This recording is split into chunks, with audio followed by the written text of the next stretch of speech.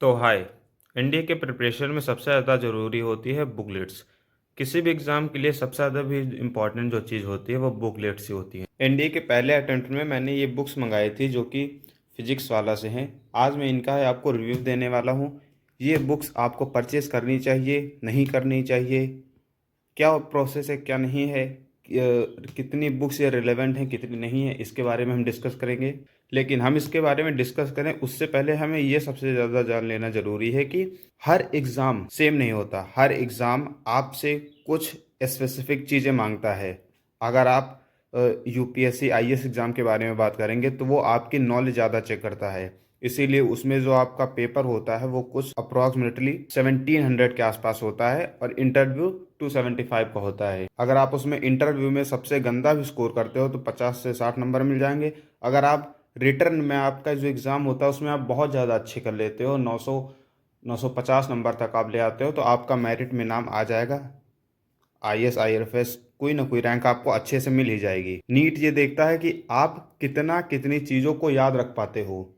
JEE आपका देखता है कि आप कितनी चीज़ों को याद करते हो और उनका कितना अच्छा अप्लीकेशन आप कर पाते हो। इसीलिए किसी भी एग्ज़ाम को निकालने के लिए सबसे ज़रूरी उसके एग्ज़ाम पैटर्न को समझना ज़्यादा ज़रूरी है। उसके बारे में हम बाद में डिस्कस करेंगे। सिलेबस को जान लेना बहुत ज़्यादा ज़रूरी है। जैसा कि हमें पता है कि एनडीए का एग्ज़ाम यूपीएससी द्वारा कंडक्ट कराया जाता है जिसका कोई सिलेबस नहीं होता। वो आपको कुछ वर्ड्स लिखता है। जैसे अगर हम इंग्लिश की बात करें तो अगर आप इंग्लिश का सिलेबस देखोगे तो उसमें मेंशन नहीं है कि आपको क्या पढ़ना है क्या नहीं पढ़ना है। सिर्फ इतना मेंशन है कि एवरीथिंग, नॉट एग्जैक्ट वर्ड, लेकिन आप जब सभी चीज़ों का कंक्लूड करोगे तो वही आएगा एवरीथिंग। उसके सिलेबस को कैसे अप्रोच करना है, कैसे नहीं करना है, क्या गलतियां हैं जो हमें नहीं करनी है, जिससे हमारा पहले अटेम्प्ट में एनडीए क्लियर हो जाए। अगर आपका पहला अटेम्प्ट नहीं दूसरा है तो क्या गलतियाँ आपने की वो हमें बता सकते हैं, जो कि हमारे आगे वाले जो एग्ज़ाम देने वाले बच्चे हैं वो ये गलतियाँ ना करें।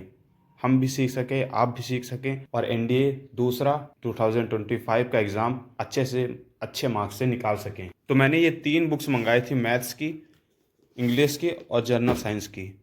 General studies, history, polity, economy, geography मैंने ये बुक्स नहीं मंगाई थी क्योंकि इसका सिलेबस तय नहीं होता। ये कहीं से भी क्वेश्चन पूछ सकते हैं। अगर हम हिस्ट्री की बात करें तो आपको world history, ancient history, medieval, modern, ये चारों पढ़नी पड़ेंगी और इनसे लगभग 12 से 13 क्वेश्चन आते हैं, अप्रॉक्सीमेटली 40 के। इसीलिए उसकी बुक नहीं मंगाई थी। इसके बारे में हम बात करते हैं किस सब्जेक्ट के लिए आपको कौन सी बुक चाहिए, उसके बारे में भी हम आगे डिस्कस करेंगे आने वाले वीडियोज़ में। सबसे पहले हम बुक रिव्यूज़ के बारे में बात कर लेते हैं कि असल में ये बुक्स हैं कैसी। जैसे हम जब साइंस के बारे में बात करेंगे आपको स्टार्टिंग में ऊपर पेज पर दिखेगा प्रैक्टिस चैप्टर वाइज थ्योरी।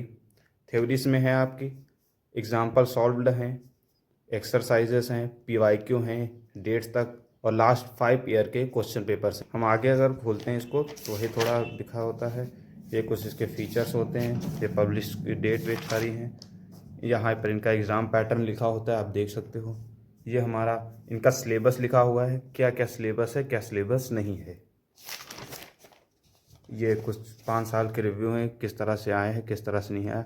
ये हमारा है साइंस का सिलेबस, साइंस में फिजिक्स का सिलेबस। वी मूव फॉरवर्ड, ये केमिस्ट्री का syllabus and this is bio syllabus. अगर चैप्टर्स की बात करें इसमें अंदर कंटेंट क्या आपको मिलेगा, कैसा आपको कंटेंट मिलेगा, जैसे पहले चैप्टर में वैसे ही सारे चैप्टर्स में हुए। इसीलिए एक चैप्टर्स को हम सिर्फ देखेंगे। जैसे यूनिट डायमेंशन, आपको सबसे पहले इसकी बेसिक चीज़ें मिल जाएंगी। शॉर्ट नोट जिनको चिट नोट्स भी बोलते हैं, डायमेंशंस हैं। उसके बाद आपको सॉल्व कुछ क्वेश्चंस मिल जाते हैं, फिर आपको कुछ एक्सरसाइजेज मिल जाते हैं जिनके आंसर्स पीछे लिखे होंगे। हर चैप्टर में लगभग 30, 40, 50 ऐसे क्वेश्चन एक्सरसाइज के मिल ही जाते हैं। और उसके बाद जो पीवाईक्यू आए हैं उनके वो भी आपको देखने को मिल जाते हैं। उनके जो आपने भी क्वेश्चन देखे उनकी यहाँ पर एक्सरसाइज हैं, उनके एग्जांपल्स हैं और जो पीवाईक्यू हैं उनकी भी एनालिसिस है। ऐसे ही हमारे दूसरे चैप्टर या अदर कोई भी चैप्टर की हम बात करेंगे तो बिल्कुल ऐसा ही है। इनके सारे इसमें पहले एक्सरसाइजेस, पहले थ्योरी है, उसके बाद एक्सरसाइज है, उसके बाद पीवाईक्यूज हैं और लास्ट में आपको देखने को मिल जाएंगे सॉल्व्ड क्वेश्चन पेपर, जैसे कि ये NDA 2023 का सेकंड पेपर है, ये NDA 2023 का फर्स्ट पेपर है, और ऐसे ही आपको मिल जाते हैं। Now back to other book, maths.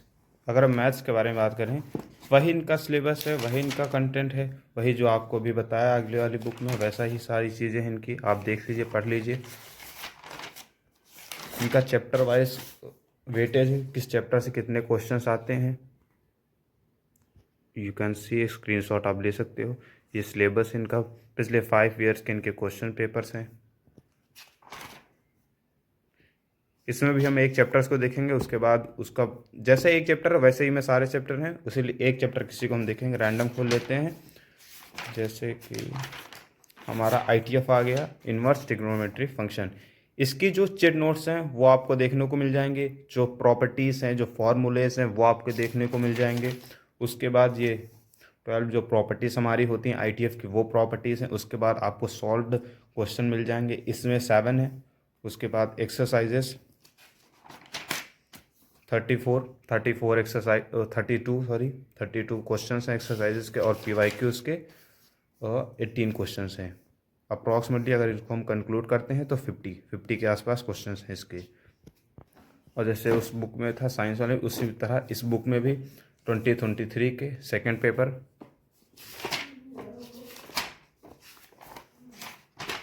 You can see that 2024 first paper.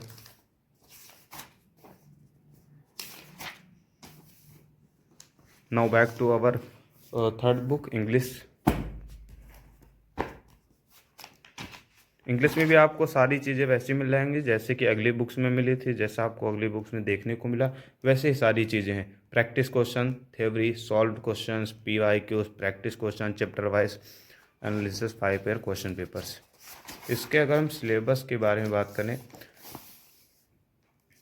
NDA या किसी भी एग्ज़ाम का जो इंग्लिश का सिलेबस होता है वो मेनली 3 से 4 पार्ट्स में डिवाइड होता है। सबसे पहला अपना ग्रामर आता है, उसके बाद अपनी वैकेब्स आती हैं, कॉम्प्रिहेंशन, अदर चीज़ें जो होती हैं 1-2 चीज़ें। ग्रामर इसमें मैक्सिमम वेटेज होता है, कई बार तो वैकेब्स का वेटेज ज़्यादा हो जाता है। अगर हम इसमें देखें 2019 से लेकर 2023 तक इतने पेपर में हर बार 10 सिनोनिम एंटोनिम्स आए हैं। इस बार जो अभी रिसेंट हुआ था उसमें शायद सिर्फ 5 क्वेश्चन थे सिनोनिम या एंटोनिम के सिर्फ 5 क्वेश्चन थे। तो मतलब हर बार वो वैकेब्स से लगभग 80 नंबर के क्वेश्चन वो पूछ रहा है। हम आगे मूव करते हैं और ये आप इसका सिलेबस देख सकते हो। इसमें भी अगर हम कोई चैप्टर रैंडम खोल लेते हैं उसके बारे में डिस्कस होगा। जैसे एडजेक्टिव के बारे में सारी इनकी जो बुक्स हैं उसमें चिट नोट्स हैं। अगर आप डिटेल में कभी पढ़ना चाहते हो तो डिटेल में आपको पढ़ने के लिए कोई और बुक रेफर करनी पड़ेगी, उसके बारे में भी डिस्कस करते हैं। आप ये देख लीजिए पहले, जैसे हमारा चैप्टर है एडजेक्टिव, क्या होता है, कितने टाइप्स के होते हैं, इनके टाइप्स लिखे हुए हैं, व्हेन टू यूज़ एडजेक्टिव, कब यूज़ होता है, कॉमन एरर, डिग्री, उसके बाद करेक्टिव यूज़ ऑफ एडजेक्टिव, उसके बाद इनके सॉल्व्ड क्वेश्चंस, उसके बाद इनके PYQs आंसर्स थी 10। उसके बाद अगर हम इनके पेपर्स के बारे में डिस्कस कर लें, जैसे कोर्स टेस्ट 2021 फर्स्ट पेपर, ये पेपर था।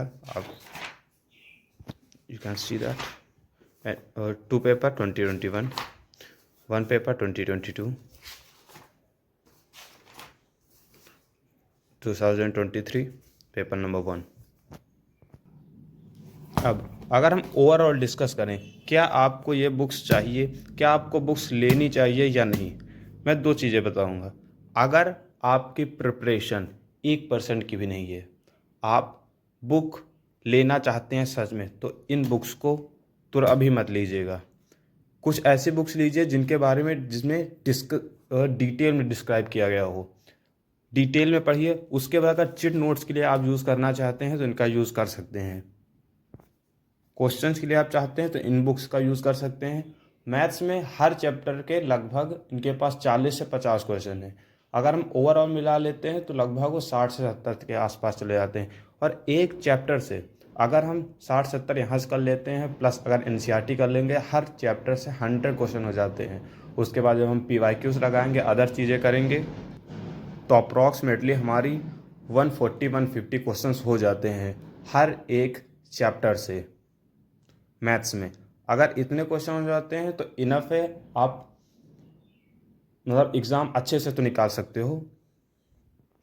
पर्सनली अगर मैं अपनी बात करूं कि इन बुक्स ने मुझे कितना हेल्प किया है, तो सिर्फ क्वेश्चन लगाने के लिए इन बुक्स ने हेल्प किया है।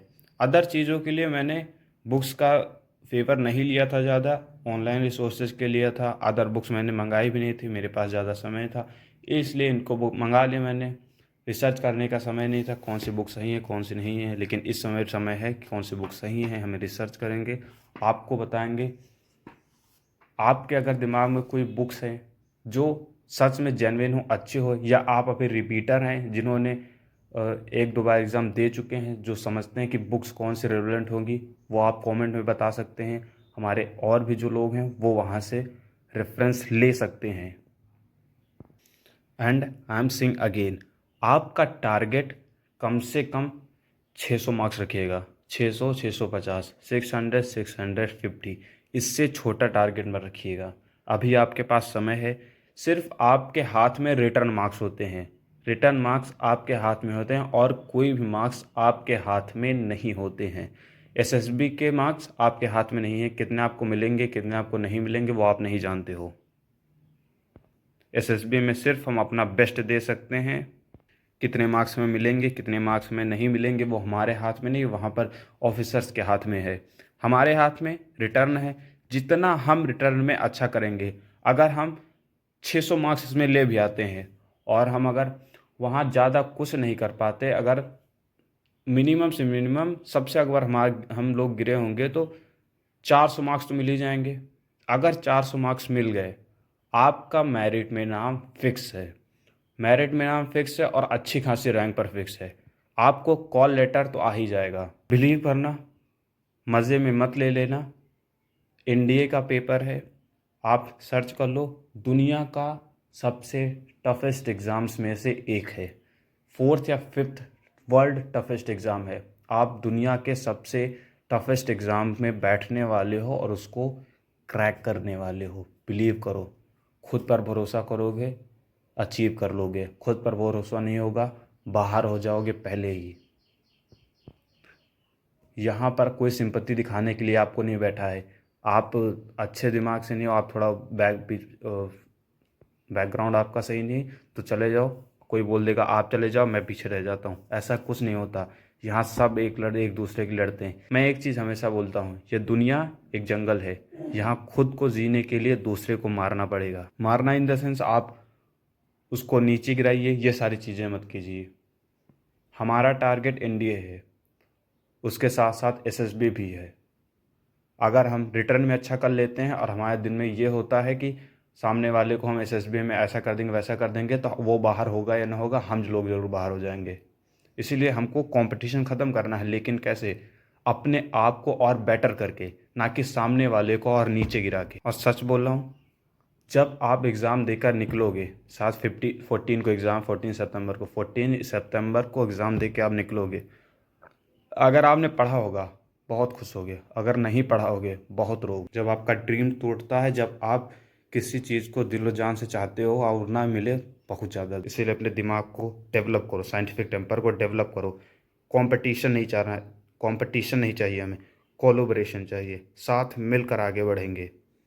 कंपटीशन चक्कर में पड़ोगे, NDA is not for competition. Arm forces competition नहीं चाहती हैं। हमें टीम वर्क में वहाँ काम करना है, टीम वर्क में काम करेंगे। I hope you understand. Channel subscribe कर लीजिएगा। जो बुक्स होंगी, हर एक जगह से रिलेटेड जो बुक्स होंगी उसके बारे में हम डिस्कस कर लेंगे। आप उसके बारे में चिंता मत कीजिए। सोर्सेस क्या होंगे आप उसके बारे में चिंता मत कीजिए। क्या आपके सोर्स होने चाहिए, क्या आपके सोर्स नहीं होने चाहिए। ऑनलाइन पढ़ना है, ऑफलाइन पढ़ना है, या यूट्यूब से पढ़ना है, या सिर्फ बुक से पढ़ना है, उसके बारे में भी हम डिस्कस कर लेंगे, हर चीज़ के बारे में डिस्कस कर लेंगे। डोंट बी पैनिक, डरना मत। जय हिंद, जय भारत।